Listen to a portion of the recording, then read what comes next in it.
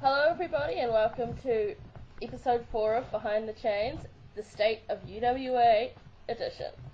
With me today, I have your lovely FedHead, Chris, who happens to have gotten me out of bed at 7:30am for this. Very privileged, man. Very privileged. It's because I rock. This is true. So, first question I have from Jay Shea is, how do you feel about the UWA roster size? Is there too many characters or not enough? At this stage in the game, it's literally just right. The only problem we have is the lack of match writers. So we need some more of those. Well, everybody? We have one guy who's going to step in on pay-per-views, nice. Which is going to help, and one who wants to try to see if he can do it. And I'm like, alright, that'll give us, like, 6. Which, that's great, because I can alternate and give people weeks off, or shows off. Because, as of right now, the same group of people have written matches on every single show since the very first. And I'd like to, like, this week, because we have a short card, I gave Ryan the week off. Cool. Moving on. Okay. What are the future plans for the still 2 vacant championships, if any? Okay, alright, that's actually a fairly good question, and it's something I have to answer carefully. The tag team championships will be filled by Searing Agony. By who? By Searing Agony. By the next pay-per-view, the tag team belts will have an owner. Cool. One of the 2 teams in the match has already earned their spot. They just don't know it yet. Oh. As far as the television championship, yep. I'm probably going to wait until Act 2 of Year 1 is over. Okay. Which is the next 2 pay-per-views, Searing Agony. I believe Searing Agony's in June. And Raising Hell is in August, I believe. Cool. And after that, after the Raising Hell pay-per-view, it begins Act 3. Mm-hmm. And I think I may actually just focus on World, North American, and Tag until Act 3 begins. Alright. As to not take away from the events happening in Act 2, because Act 2 is the most important of the first year storyline. That it is. Without saying anything else, and spoiling everything. Yes. Yes. Alright, well, Silver Baron wants to know, from a fan perspective, what would be one program/feud you would want to see in the current roster and why? Well, there's multiple, you know. Everybody wants to see, or wanted at one point to see Brody and Aaron go at it. This is true. But the way things are developing currently, I'm not sure how realistic that's going to be. Yeah. But as of the current roster with the current storylines, your best bet would probably be Stalker Knight and Baron himself. Yeah. I want to try to do something. Hold on. Okay. Sorry, I had to take a drink. I want to do something special for the continuation of Cornbread and Sangreal. No one expects them to be over. No. But the...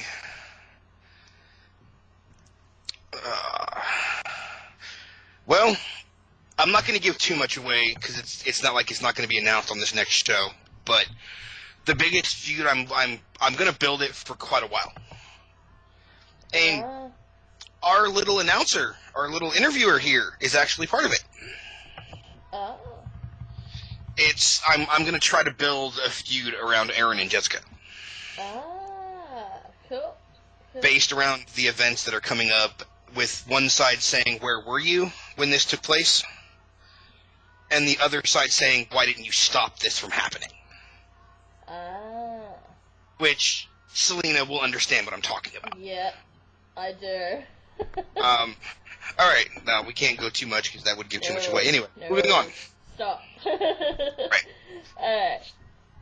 What do you think are 2 possibilities of being world champion in the next 2 months? Next 6 2 months. months. 6 months. 6 months. Good lord. The 2 everybody expects to come out of my mouth aren't going to be here for 6 months. No spoilers. Well, one of them you already know. Everybody already knows. Yeah. Everybody knows that Shane's taking some time off. Yeah. And if I had to pick one of the 2, it'd be Sentinel. Mm-hmm. He has stretched himself from the back. He really has. Yep.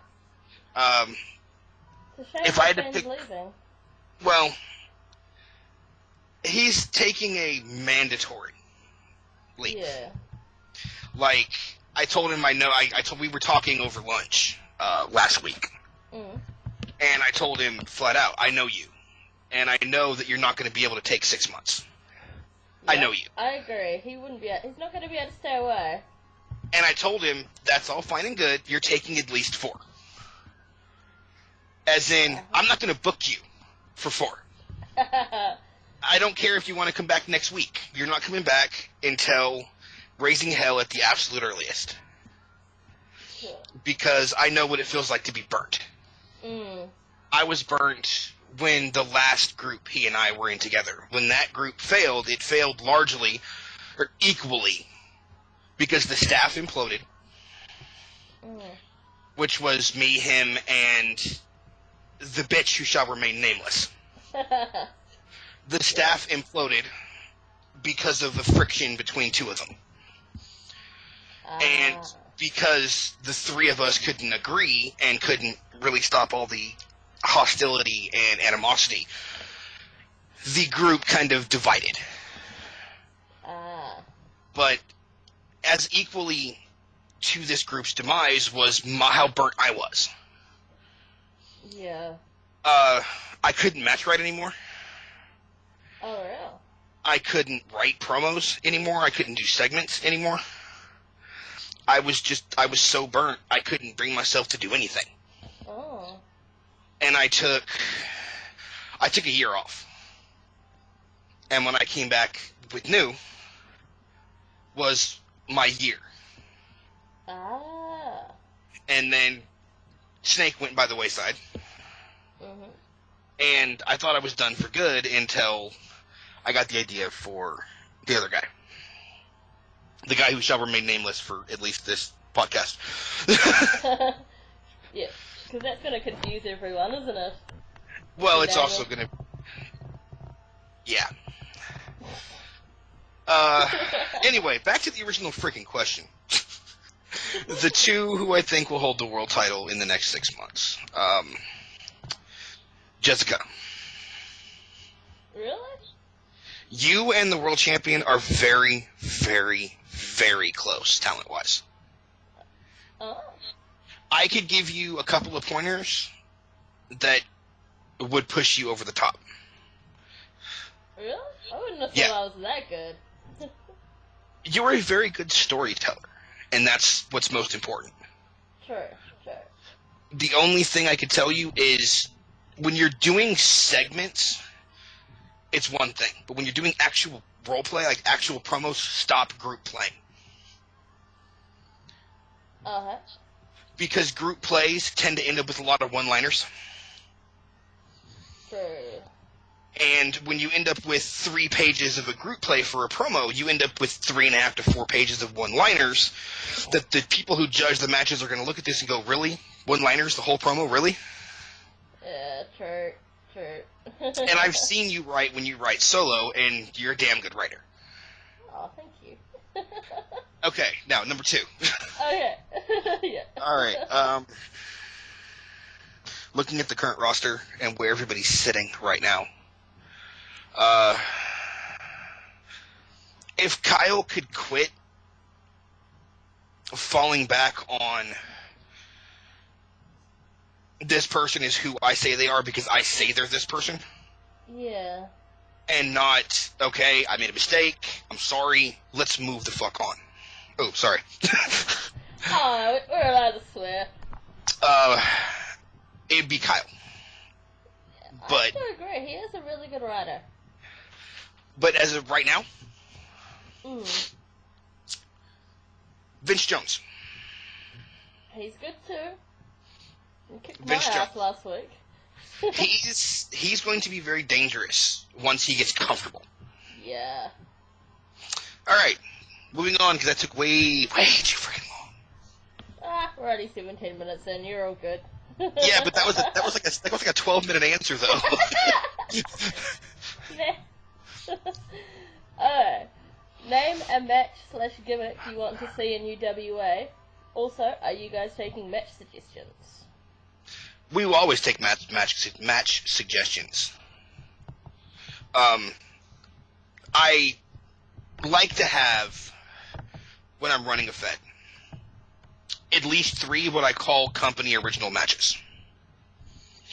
Concepts that have started in-house that may be similar to other things, but are unique enough to give the company an identity. Case in point, anybody who was in that other company, the one that you, I, Shane, and Ryan were all in before UWA. Yeah. Well, not name drop them and give them the recognition, anyway. No, they don't deserve it. Those of you who were in that have heard of the God of War match.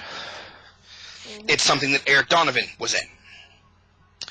The God of War match actually originated in that other company that I'm talking, the one that he and I started.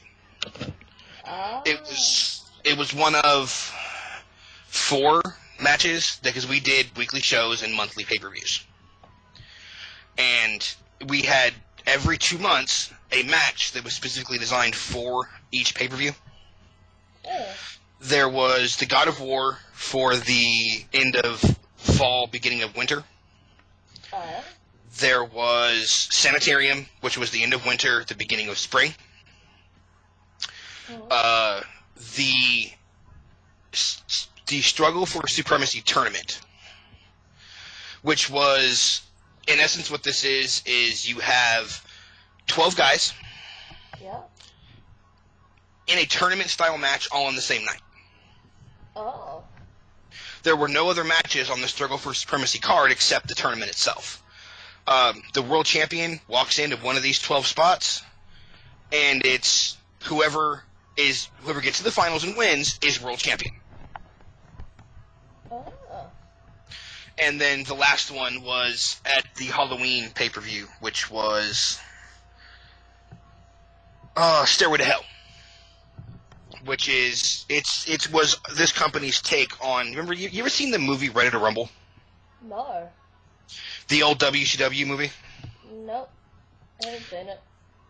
Well, in this movie, they unveiled what they called the triple cage, which was one cage on top of a smaller cage on top of a smaller cage on top of a smaller cage, in essence.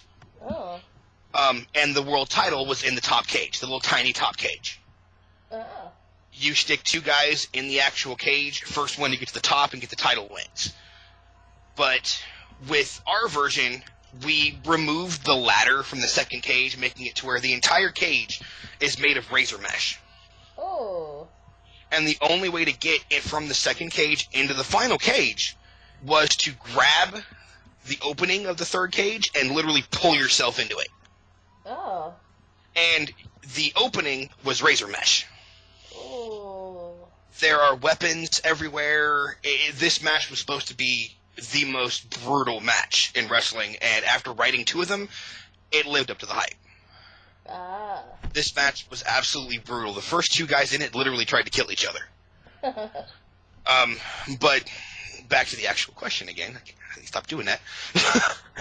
You're allowed to be sidetracked, don't worry. Yeah, we do most definitely accept match ideas. What was the first part of that question again? We deleted it. Where are we? What type of match or gimmick match would you want to see in UWA? Okay, gimmick matches. Gimmick matches in UWA. I actually, just for the sake of notoriety, wouldn't mind a War Games match. Oh. Now, did you watch WCW at all? Nope. It wasn't on TV here. Do you know what a War Games match is? Yes. Okay. I've been in one. Really? Yeah, one of my first actual feds I was in, we had one. Long time nice. ago. Yeah, I would have picked a War Games style match, or like a Buried Alive. Could be fun. Ah. Cool, cool. Alright, next up. Alright, the next set of questions is from Dark Camelot, and he wants to know, if you could bring anything to UWA, what would it be? Porn. Ah, yeah. No, okay, I no. kind of had a feeling you were going to say that. No porn. No, nobody take this answer and take it seriously. No frickin' porn. There already is a porn star. A certain girl who's going to be here soon's poser is a porn star. Well, yeah, you also have a pair of pimps. What can I say? Exactly. Alright. It would actually be, if I could bring anything, or anything like that, it'd be like, I want more segments for the shows. Yeah. It's, and this is what a lot of people may not understand, because they're used to FedHeads who want absolute control. Mm. And I'm not one of them. No. I will book 2 storylines in UWA, and that's it. Yep. The world title feud comes from me. Mm-hmm. And the overall yearly storyline comes from me. Mm-hmm. But if you want to feud, like, let's say, for example, you want to feud Skylar with Rena, the new girl. Mm-hmm. You and Rena would be the ones that need to get together, decide what you want to do show by show, write out what you want to do show by show, and get them to me. Yeah. And if you don't put in the work, then your feud's going to continue. Obviously, you're going to keep getting put in these matches from a booking standpoint. But at the actual pay-per-view, when the pay-per-views come around, nobody's going to give 2 shits about your feud. Yeah. It's the reason why on this last pay-per-view, the world title match, nobody gave a shit. Yeah. Because, Aaron and Paulie, almost nothing was done for this feud. Mm. So, when it came down to it, the 2 feuds that people genuinely cared about on this show were Sentinel and Brody. Yep. And Sangreal and Cornbread. Mm-hmm. And it's because the work got put in. Yeah. Okay, I'm done. You're done? I'm going to step off my soapbox now. Okay. If a member came to you, and this kind of goes with what you just said, but if a member came to you and said they had no idea where their character was going, what would you say? Well, see, that's different, though. I guess it is Because, a little. I mean, I have no problem with somebody coming to me and go, I'm here. I don't know where to go from here. Or, I'm here, I want to get to here, but I don't know how to get from here to here. Yeah. Thomas, the guy who handles Dark Camelot. Yep. I've been talking to him a lot lately. Well, he messages me occasionally with, I'm not quite sure what to do. And, I mean, I will tell him, if this were my characters booked, the way you want them to book yours, this is what I would do. He wasn't quite sure what to do with his promos. For the intros to him and things like that. And I'm like, well, you want this to be Camelot, but in a modern setting. Mm-hmm. So why not give them a round table? Stick them at the table at the beginning of each promo, or at the beginning of each week, if you need to. And each person that's booked, have them be the one talking about something they care about in our world compared to the one they came from. And as an example, Stalker was very offended by what Baron said about his daughter. So if I book Stalker, have them at the table and have them talking about child abuse in our world compared to the way children were protected in the original Camelot. But give it a twist about how back in Camelot they protected the children and frowned upon anybody hurting a child, whereas Dark Camelot wants to punish people who harm children. They don't want to make it a taboo in society. They want to genuinely hurt these people. And do it with each character. Find something that they care about, and mix the old world with the one they live in now, and tell your story.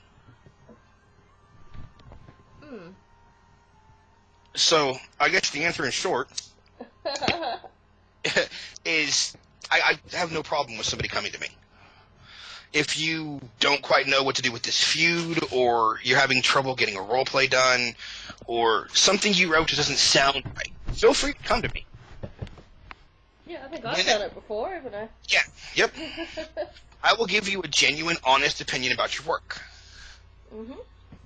And I don't care if you're facing me, don't come to me. Just don't give me that kind of ammunition. Read what you're going to say before you say it, because I can already know that's just not good. Alright, moving on. Next question. Alright. If UWA suddenly came to the real world, current roster and everything, however you... Okay, I'm going to start this question again. It's a very long question. Yeah, start it again and read it in normal English. I was reading it in how it was written. I'll read it how it is. Okay. Take it however. Okay. If UWA suddenly became a real-world Fed, current roster and everything, however you get 3 real-life wrestlers / performers, who would you take and what would you consider UWA a threat? Alright, so if UWA were to exist in the real world, and were to be coming out a la TNA 10 years ago. Yeah. And I had the chance to sign 3 real-life competitors. Who would I sign, and once having them, would I consider UWA a threat? Yeah. Okay. 3 real-life competitors. CM Punk. Hell yeah. I would not sign Daniel Bryan because I personally feel he's overrated. Really? They're booking him properly. He's good in the ring, but the man's got the personality of a grapefruit. Don't get me wrong, as an actual competitor, there's very few who can hang with him. Yeah. But when it actually comes to a personality, the man's got the freaking personality of a grapefruit. He's like a vegetable. Okay, so CM Punk, just because he has it all. He has it all. He does. Let's see here. This is hard. There's so many. Yep, there is. I know those I would stay away from. Like you couldn't pay me to take John Cena. Oh fuck no. You couldn't pay me to take Hogan. Hell no. We're similar here. I hate both of them. As much as I would like to say, just for my own vanity and Brody, as much as I'd like to say AJ Styles, he's getting old. Yeah. AJ Styles 10 years ago, most definitely, the man was a beast. Oh hell yeah. But now, I mean, he's nearing 40. He's slowing down, and he wasn't that great on the mic to begin with. No. Austin Aries. You wouldn't bring Austin Aries? No, that's number 2. Oh, yeah. Austin Aries is number 2. Alright. And if I had to pick a girl, just to kind of round out the list, it's going to surprise people. That girl would not be AJ Lee. She's good, yeah, but she gets by on... You're saying this to somebody who's wearing an AJ Lee shirt currently. Don't get me wrong. I'm not gonna hate on AJ. She's not on my hate list. But I don't particularly think she's there yet. Contrary to what her fans like to believe. She's good, but everybody wants to call her the next, the second coming of Trish Stratus. No. No. If I had to pick a female, it's one who I don't even think is in wrestling anymore, actually. If she is, I don't know where. Awesome Kong. Yeah, she's in Shimmer, I think, now. Oh, is she? Okay. Because straight up, it would be Awesome Kong. Because that woman, good God, she scares me. Yep. She was scary. She was awesome. On the never, ever, ever, ever, ever, ever, ever list would also be Winter. Really? Hate her. Really? And... Oh, I disown you now. I am a big Katie Lee fan. This one's probably going to piss people off.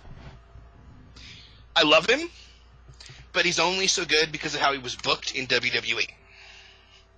Edge. Now I disown you. Edge is on my never list because, don't get me wrong, I'm a huge Edge head. I love Edge. Me too. But Edge was only as good as he was because Vince knew how to book him. True. When he cashed in, when he cashed in that Money in the Bank and Vince realized he could turn this into like the ultimate opportunist type gimmick, and he ran with it, it was gold. But he was amazing before that. He was amazing on the mic. He was average in the ring. He's another one of those guys like Cena that is really good on the mic and has 5 moves of doom. If Edge isn't about to spear you, he's not a threat. Yeah, I guess you're right. And I mean, bear in mind this is coming from someone who loves Edge. You know what I'm saying? Yeah. It's just, if he's not about to spear you, he's not a threat to you. Whereas guys, truly great guys like Shawn Michaels and, as much as I'm going to get heat for this, Chris Benoit, Chris Jericho, The Undertaker, they don't have to finish you with, like, the Tombstone or Sweet Chin Music. They can finish you in 8 or 9 different ways. Yeah. Whereas Edge, if Edge wasn't going to spear you, it wasn't over. Sure. Okay, yeah. Next question. How much interest would you require before looking to have a hardcore style division? No. Nope, not at all? No. I hate hardcore as a division. Oh my god, I hate it, I hate it, I hate it, I hate it, I hate it! Excuse me. Having hardcore attached to, like, a match is one thing. But having an entire division takes away from the brutality. Yeah. If you got guys... specialness. Yeah. If you got guys getting hit in the face with sledgehammers every other show, what is it going to matter when one of your guys takes a headshot with a sledgehammer at a pay-per-view 6 months from now? Yeah, it wouldn't matter. Now, I have had the thought of, like, creating a UWA-only type division, something that's unique to us. But I can't figure out something that either A, I haven't already done and failed miserably, or it's done somewhere else with mild success. Like the company we all came from and their low-level title. You know which one I'm talking about. Yeah. The one that you and Jinx held for a while. Yeah. That is a very good concept. Yep. But they didn't put stringent enough controls on it. No. And you had people who had no business going for this title, going for the title for no other reason than to embarrass the person who's currently holding it. Yep. And I don't want to do that either. No. But as far as a hardcore division, never, ever, ever, ever, ever, ever, ever, ever, ever, ever, ever, ever, ever. Okay, stop. Yeah, I was gonna say, are you gonna stop? I had a Tourette's moment just now. That was great. Yeah. Apparently this next question is tough, but if UWA were to be invaded and it came down to a 6-on-6 Survivor Series match, who are you putting in as Team UWA? Now, see, I thought about that all day today at work. Just all day. And the answer I can come up with, it changes depending on who's on the other end. If you had a group like the NWO come into UWA and try to take over, you would need a cohesive unit to face them. Yeah. You couldn't just throw 6 guys together and just hope they have some kind of cohesion. So if it was like an NWO style, based on our current roster, it'd be Dark Camelot. Oh, yeah. Because you have the group cohesion. Yeah. If you had 6 guys who were just random guys, part of like a 60-person invasion, then you would just throw 6 of your best guys at them. You'd throw, Aaron, Jessica, Kiss, Brody, and Sentinel. I could see that. Yeah. Alright. That seems to be the end of their questions. No, I've got some from Ryan that he sent me privately. Oh, by all means, yes. Just don't... And then that's the last one. Alright, so Ryan wants to know, is the lack of real heels in UWA worrying at all? Yes. He and I have actually talked about this. Yes. Very much so. Especially considering what's coming. Yeah. The number one heel in the company, that I didn't mean it to happen that way, it just did. When UWA first opened, the reason that the rankings for the heels and faces have fallen the way they have is as much storytelling as it is sheer coincidence. I wanted Brody to be like the number 3 heel. Behind Sentinel and Nick Daniels. But Sean, he decided he didn't want to do it anymore, and I have no problem with him for that. You know what I'm saying? Yeah. It's his decision. And during the feud with Brody, Sentinel became a face. Yeah. And that left UWA with the upper echelon having one heel. Brody. We totally need to bring Kieran to UWA. I'm all for that. Yeah. But he's like an uber heel. To also touch on Ryan's question about heels, it's gonna get better. Yeah. In Act 2. Act 2 is going to bring about you're not going to be worried about the differential between faces and heels anymore. You're going to be worried, are the faces strong enough to stop this? Yeah. But after Act 2 is done, and it comes down to, individual heels again, that's when I become worried.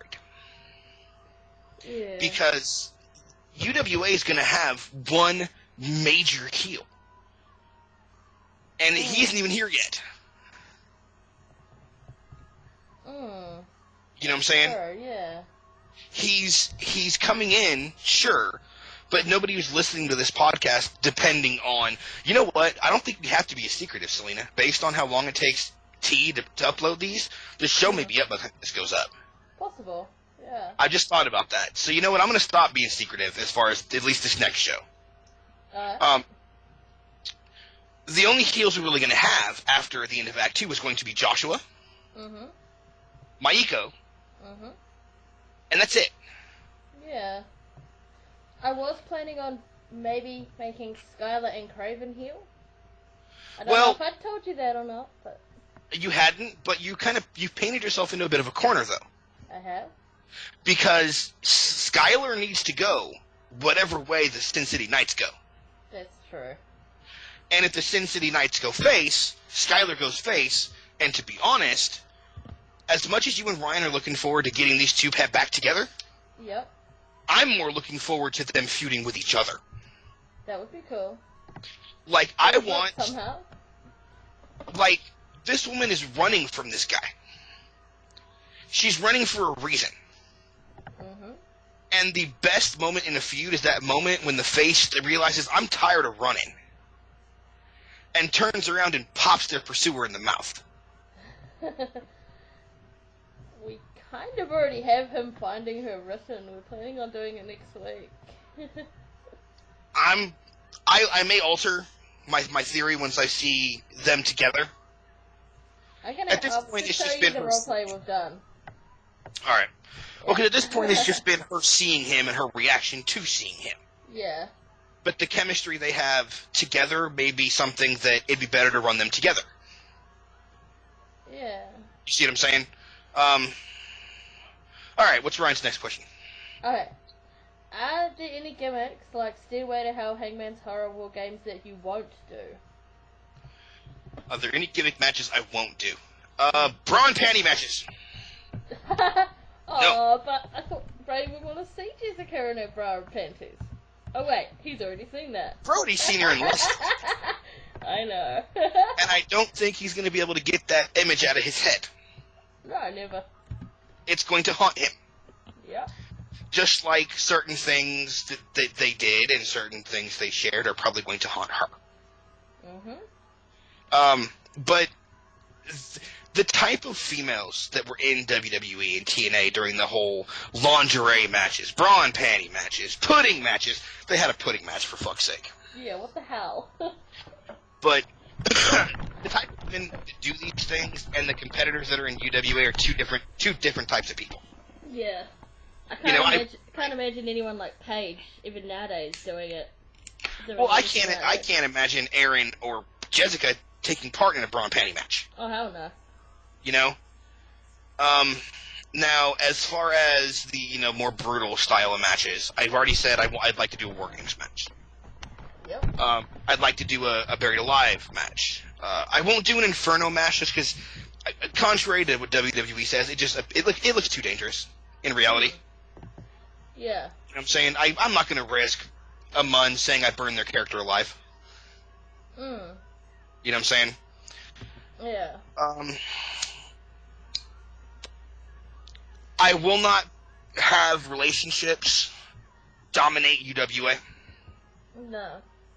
That was a mistake I actually did make with one of my other characters before, was allowing the relationships that formed up this group to become as central to the storyline as the actual war against the owner. Yeah. And I won't ever do that again, just because, while it was good reading at the time, looking back on it, I'm just kind of shaking my head going, none of these couples are even still together. You know, 2 of them are divorced. 2 of them, if I'm understanding this, never actually happened. Like, it was all trick photography or something. I don't know. Weird. You know, and the other 2 are not played anymore, from what I understand. But I think that's it as far as actual matches I won't do. I'm open to just about anything as long as it fits the storyline. Yeah. You know, I'm willing to do a Buried Alive match as long as it fits what we're doing for the actual storyline. But if you have 2 couples, or if you have 2 competitors who are heading toward a badass final battle, and you want to have them in a submission match, no. No. You know what I'm saying? Yep. Okay. Any more questions from Ryan? One more. I guess we've kind of already touched on it a tiny bit, but how did Nick Daniels leaving change everything? Oh my god. Majorly. Based on the preliminary view of everybody who showed up in the beginning, Nick Daniels was supposed to walk out as world champion. When I booked everything and I began to book, when I booked the first pay-per-view, once I'm done with that, I will actually look at the matches the way I think they'll turn out and try to plan going forward from there. And when I looked at everybody in that match, people were looking at Sentinel's role plays and thinking they were very good. people were looking at Aaron's role plays and thinking they were very good. Same with Paulie. But when people were looking at Nick Daniels' matches or promos, they were some of the best things these people had ever read. Mm. This is the feedback he was getting from people on the board. He's amazing. And I'm thinking, okay, with Nick as world champion, I can run with that.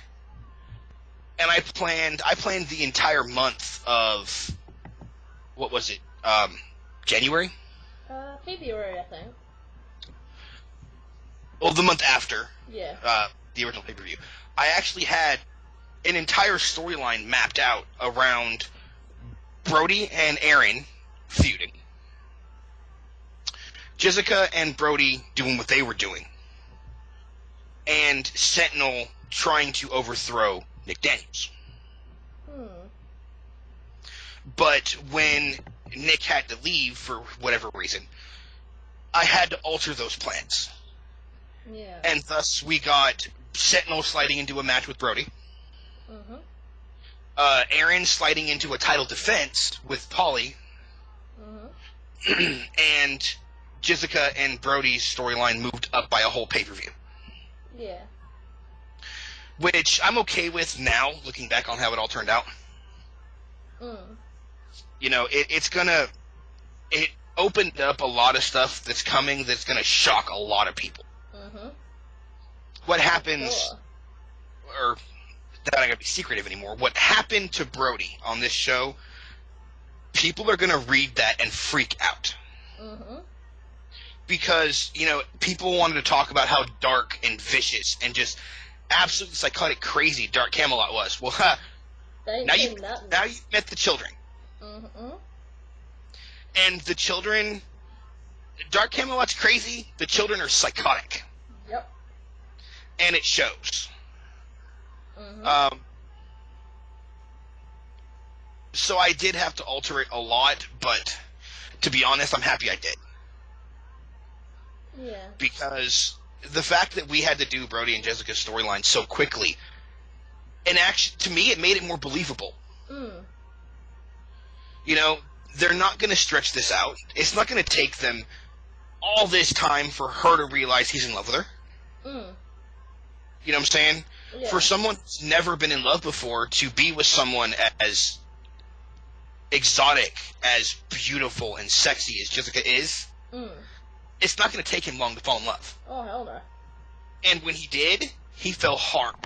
Yep. And she was supposed to be the person holding the trampoline below him. But she took it out. And she yanked that trampoline out from under him, and he slammed into the ground at full speed. Yep.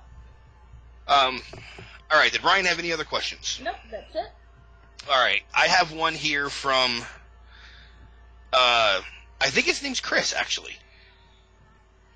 Phaser. Oh, yeah, that's Chris. Okay. He wants to know if there are any plans on taking UWA on the road overseas. No. Yeah. He At had this point, hopes you were going to say yes. At this point, no. If UWA is one of those games, one of those feds that lasts 3 or 4 years, like the last one I ran for 4 years.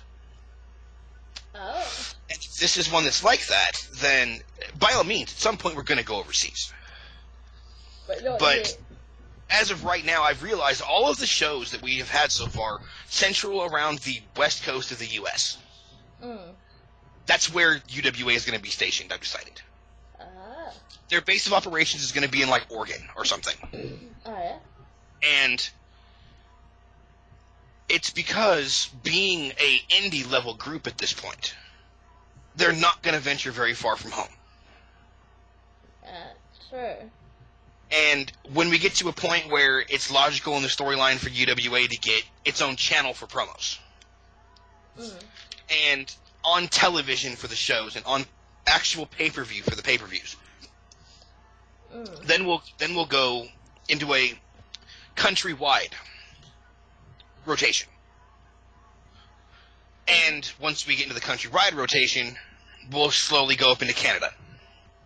And then down into Mexico. And then once we've broken the borders of the U.S., we'll start doing overseas stuff. Fair enough. But I'm not going to treat UWA like it's WWE at this point. It's not. No. You know, this is still a small-time company that it's still finding its legs. Yeah. It just happened to find its legs with a group of talent that is, you know, world-class caliber. Yep. Which is going to make them grow surprisingly fast. Yeah. Now, did you have any for me? No, I actually didn't. All right. Then allow me a moment to talk to you. Okay. About why the actual podcast was taking place in the first place. Okay. The questions were just icing from people to get this way they can get the way I'm viewing the company as a whole, the game as a whole. Mm-hmm. I want to touch on the last 4 months and Act 1. There have been people who have shined during the first act of this game. Mm-hmm. And I want to give them recognition for it. Ryan, Shane, Chris L., who is Kyle Travis, and Tim, before he had his real-life issues, were instrumental to getting us to this point. Mm. Had they not helped with the match writing, things would not have ended up as good over the last 4 months as they are. No. There are people who are right at about where I expected them to be, as far as on the card. And there are those who are either higher or lower. I did not ever, in my wildest dreams, imagine Trina was world champion. You didn't? No. Really? Not at all. Oh? She's never feted before UWA. Could have fooled me. She's awesome. I expected her to be competing for the North American title right about now. You know what I'm saying?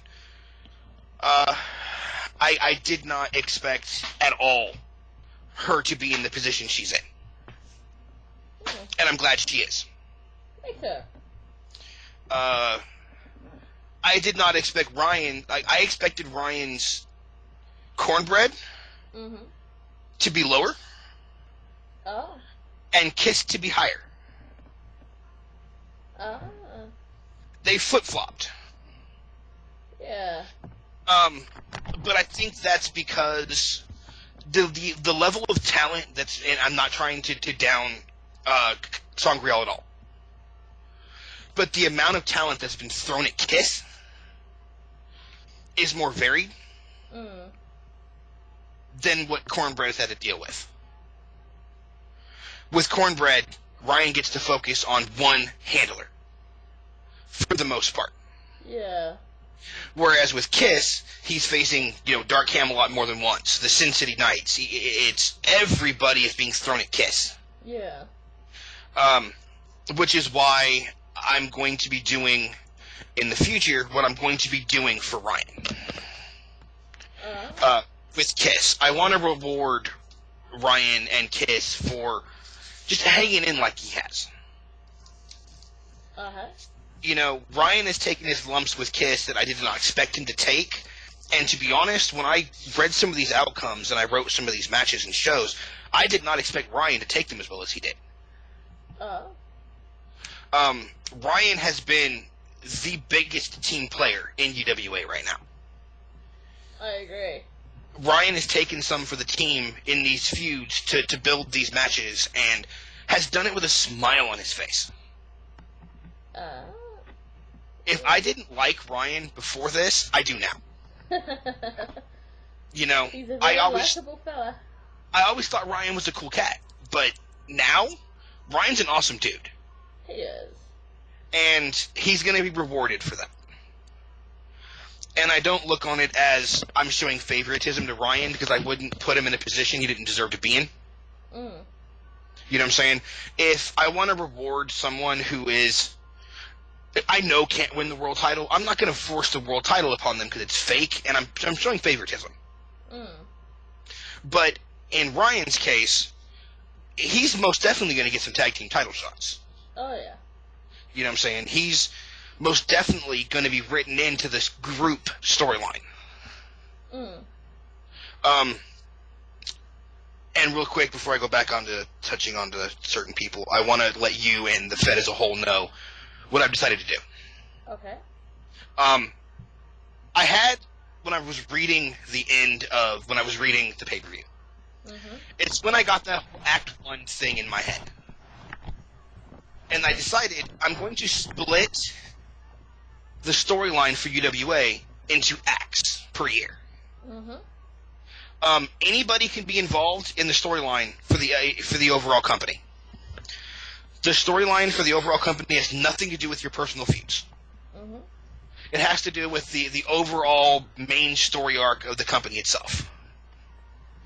And there is only 2 rules to being in the group company storyline. Number 1, you need to be active for the whole time you give. If you say you're going to be in Act 1 and 2 for the next 6 months, you need to be here for 6 months. Yep. And number 2, the UWA storyline is ran completely by me. If you want to have complete control of what your character does, do a solo feud. That's all you. Yep. But as far as the group storyline, I can't think about your personal feelings because the group storyline is probably going to involve 6 or 7 or 8 people. Yeah. And I can't worry about your personal feelings and not... I can't worry about, like, let's say Thomas, for example. Yeah. I can't worry about Thomas's personal feelings and yours, Selina. Yeah. You know what I'm saying? I can't please everybody. No. So if I can't please everybody, expect me to not please anybody. Yeah. You know what I'm saying? I will write this to where the people that look good, look good. People that deserve and need to look good, look good. The people that need to look bad, look bad. People that take beatings, it's because the storyline needs them to. Yep. And the people in the year 1 storyline, I've decided, and anybody who's listening to this, if you do not want to be in the year 1 storyline, let me know. The people in the year 1 storyline as of right now are Brody, Jessica, Kiss, the children, and Sentinel. These are the people I can trust to be here until year 1 completes. Yep. I ain't going nowhere. Expect anybody who's in this storyline for the actual Fed, expect the next 4 to 6 weeks to be very hard on your characters. It's not going to be pretty, but Act 3 is worth it. Yeah. Okay. Any questions about the overall group storyline? Any questions about how you can get involved, how you can prove you're going to be reliable? By all means, message me. Now, the last shout-outs I want to give are to you, Selina. To me? Yes. Okay. You don't match right. I understand that. I'm cool with that. Okay. You're active in segments. You max out on damn near every show. Yep. And you've been willing to do things that aren't quite fully in the box for your characters. Yeah. Oh, helps them grow. Right. The Brody Jessica storyline was not necessarily in Jessica's sphere of who she is. You were going to say box, weren't you? I was, but I don't want to think about Jessica's box right now. So on top of Ryan, for just being an all-around amazing dude and kind of taking his lumps with a smile, I do want to put you out there as well for just being the awesome person you have been since UWA opened. Oh, thank you. There are certain people who I will let back in if they decide to come back. There are others who shall remain nameless who I won't. You know one of them. Yeah. Just because he's flip-flopped too much. And he hurt my old lady. Yeah. You know what I'm talking about? I'm not going to put him on blast because I'm not like that, but I mean, No. there are anybody listening to this, if you were once in UWA and you want to come back, you're more than welcome. Oh. You know, Nick Daniels, Fabian, Matt Lennox, you want to come back, doors are always open to you.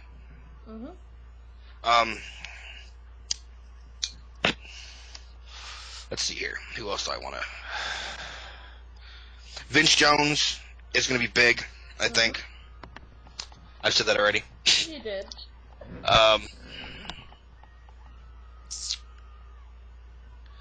I can't think of anybody else now that I stop and think about it.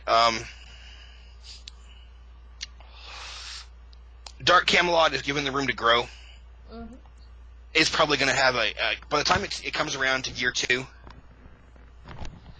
if he's still here and he's proven to be reliable, Dark Camelot will probably be featured prominently in the storyline for year 2. Yeah, I can see that. You know, and I think that's it. Yeah. Anybody who has any questions, feel free to message me. My door's always open. And thank each and every one of you for making UWA what it is.